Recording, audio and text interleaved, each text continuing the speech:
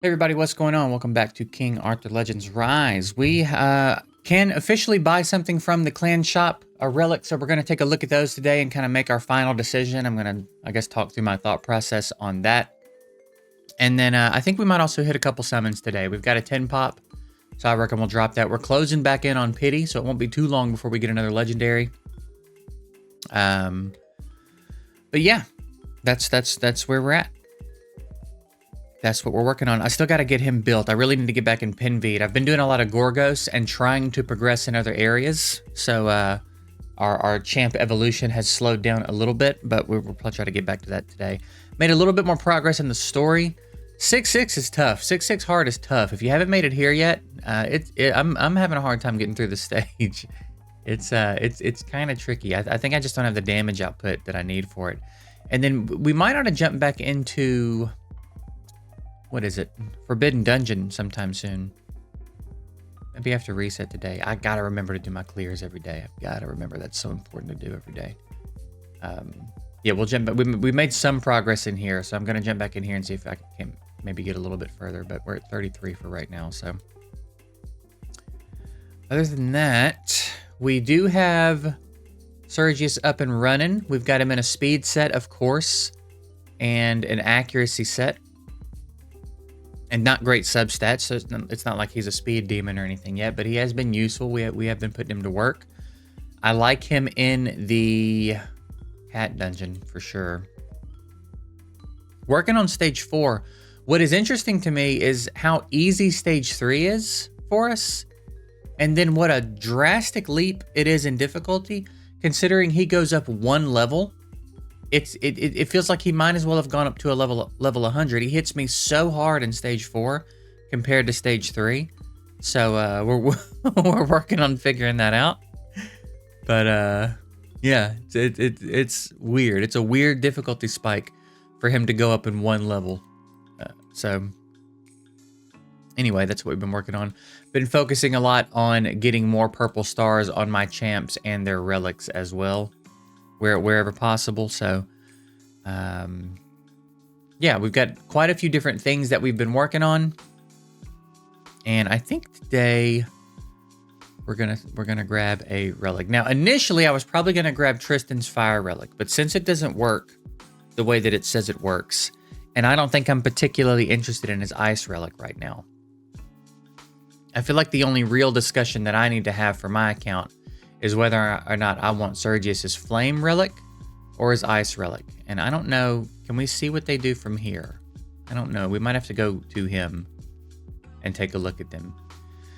Now I'm feeling like it's kind of a clear decision based on what you want to do with him. So on his wind relic, he's got the AoE, decreases the attack gauge by 25% if the target has focused target. And then here he has a chance to inflict focused target, right? And charges attack gauge by 30%. Now the difference is it kind of just flips this, and on the ice relic, and here you get the reduce attack gauge regardless of whether or not focus target is up, and then if they have focus target, you get attack speed decrease 2 for 2 turns, and then here same thing, right? Focus target. So really the A3, it just kind of swaps the necessity for the focus target to you just knock back the turn meter, and then you get a little bit of an action added bonus of if focus target is up, you get attack speed decrease too. So I think that if you want to do more PvE stuff, I think that the ice relic is probably the way to go. I think if you want to focus on arena, then fire relic is an easy choice. Recharge allies attack gauge by 40% is a wild turn meter boost. Basically, if you can get him fast enough, your whole team's going first. The other team is not going to be more than 40% of their attack gauge faster than the rest of your team. So this pretty much gives you first turn. And then here you have an AoE, sort of a low chance to inflict focus target, and then attack gauge. So this right here, and again, see, that's the thing though. It doesn't work like other games. This doesn't go on cooldown. He could do this every time. So like no one would really ever get to cut in.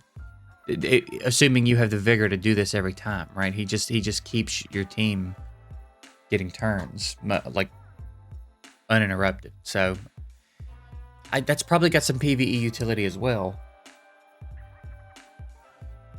I'm mostly thinking about the cat, but then the problem with that is this is an ice relic, so it's going to be weak in there anyway.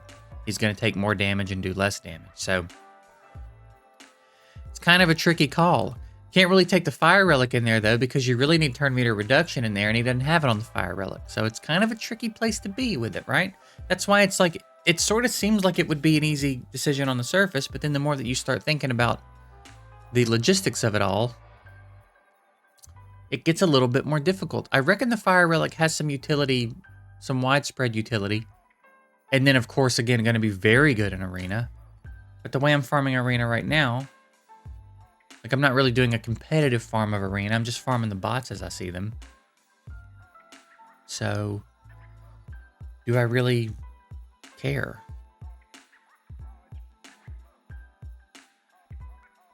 %, turn meter increase. Or 25% turn meter knockback. You know what I mean? Like, I don't know.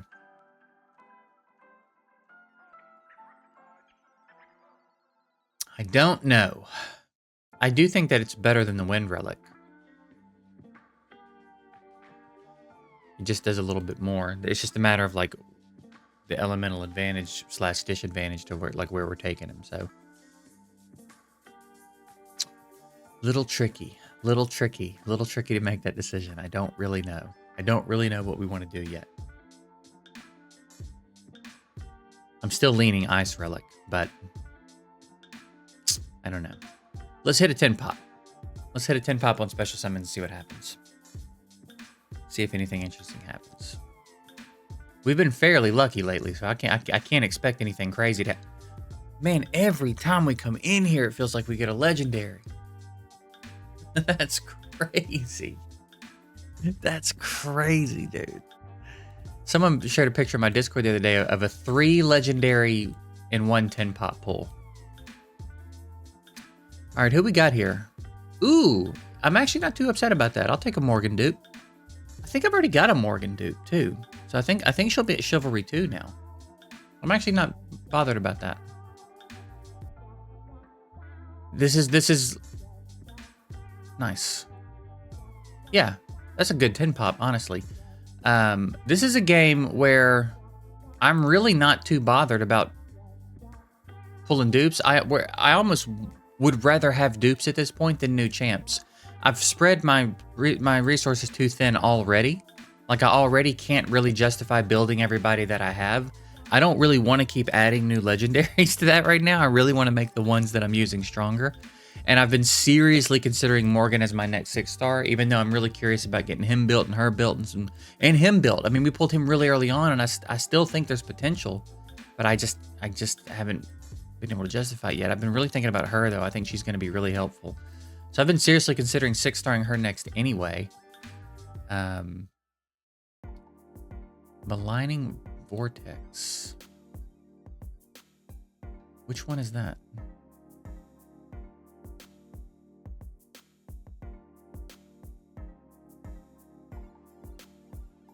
Yeah, nice. So yeah, having another Chivalry in her is great. So I'm very heavily considering 6-starring her next. I think getting her more involved in everything is going to be pretty big for us. She's got a lot of really good stuff going on. Turn meter knockback and damage increase, and her leader skill is gives everybody drain, and like she's doing a lot of really useful stuff. And especially as we're trying to progress in Cat, because here's the thing, all these dungeons are very important. They did a pretty good job of making all of these dungeons very important. You have to do Gorgo a lot because you need gold, right? Obviously you have to do this because you need to evolve your champions. And then these down here, incredibly important.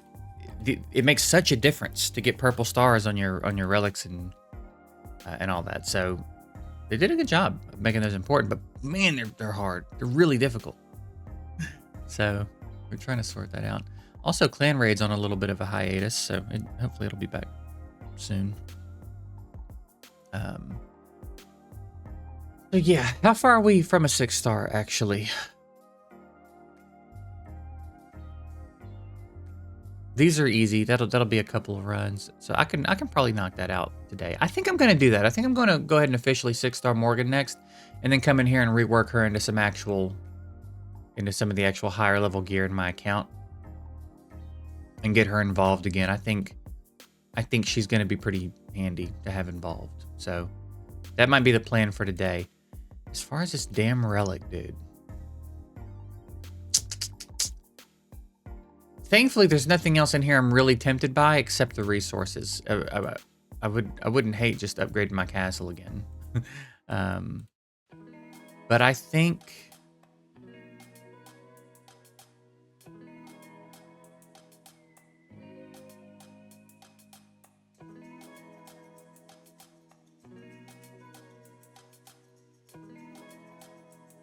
Man, I wish Tristan's worked the way that it said it worked. I think I'm going to try...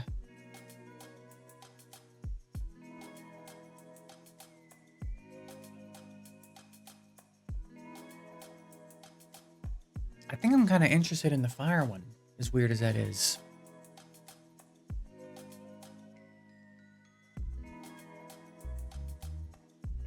But it just makes more sense to go with the frost one right now. I feel like it gives me more PvE utility than this does. Having that reliable turn meter knockback without him having to place focus target first seems like it's got more utility. So we're gonna go with the ice relic, and we'll do some testing with it and get a video up on him soon. Probably testing it out.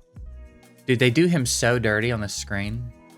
Like, is he 4'7"? Like there's him, and then like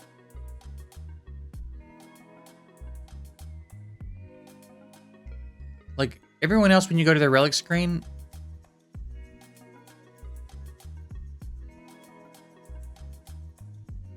like she's like almost like borderline a fairy, like, you know, like a kid or a fairy or something, and he's like barely taller than she is. He looks so little. He looks so little. They're kind of doing Arthur dirty here, too.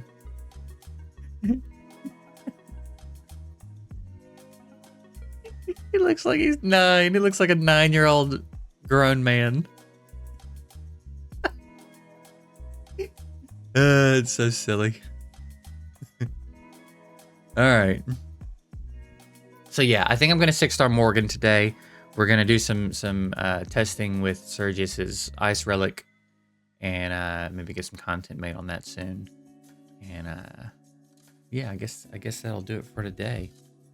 We're going to wrap this one up here. We'll be back soon. I'm going to drop a beginner's guide closer to global launch, which I think is in a couple of days. So if you've been looking for something like that, it's coming out soon. Otherwise, some Sergius content, I would imagine, is coming soon. And hopefully some updates on progress after we get Morgan 6-starred. I'm pretty optimistic about the impact that's going to have. Getting her 6-starred and getting actually good gear on her, I expect to make a noticeable difference in what we're capable of. So we will see how that goes. I will report back soon with updates on it. Other than that, I hope you guys have a good one, and I'll see y'all tomorrow.